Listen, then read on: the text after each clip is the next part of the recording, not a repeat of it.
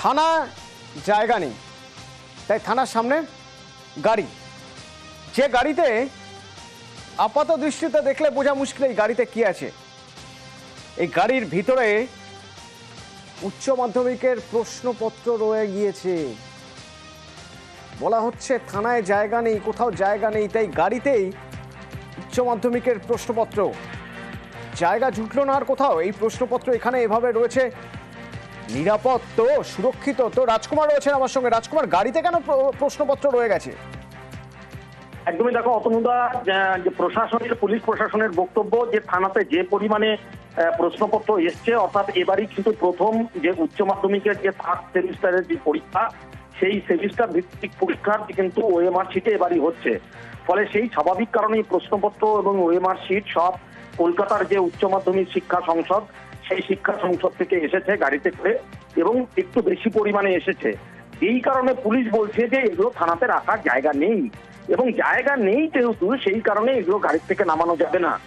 আর কাউন্সিলের থেকে যারা এই প্রশ্নপত্র নিয়ে এখানে এসছেন তারা পড়েছেন বিপদে। তাহলে এগুলো থানায় যদি না দেখা যায় তাহলে কোথায় রাখা হবে? বিষয়টি নিয়ে কিন্তু জেলা প্রশাসন ইতিমধ্যেই জরুরি বৈঠক ডেকেছে এবং বৈঠক হচ্ছে, এবং প্রশ্নপত্র কিন্তু প্রায় দুদিন থেকে, এবং যেটা আমরা জানতে পারছি যে সোমবার রাতের মধ্যে জেলার বিভিন্ন থানাতে এই প্রশ্নপত্র এভাবে গাড়িতে করে, ক্যান্টার গাড়িতে করে এসেছে। দুদিন থেকে কিন্তু থানার সামনে গাড়িতেই এই প্রশ্নপত্র রয়েছে। অতনুদা, ধন্যবাদ। परसों सुबह आया है, अभी तक गाड़ी खाली नहीं हुआ है। हमको अलीपुर द्वार थाना में जो है बोला था कि गाड़ी जाएगा, वो तो सील है। गाड़ी के अंदर क्या है नहीं है वो तो मेरे को मालूम नहीं है। कोई खबर, कुछ खबर नहीं है? नहीं सर, हमको तो मालूम नहीं है। कोई क्वेश्चन पेपर? अब क्या है भगवान जाने। कहाँ से लाया? ये हम कलकत्ते से लाया। हमको तो दिक्कत है यहाँ पे गाड़ी खाली हो जाए और हम कलकत्ता चला जाए। দু ধরনের ওএমআর শিট থাকবে এখানে।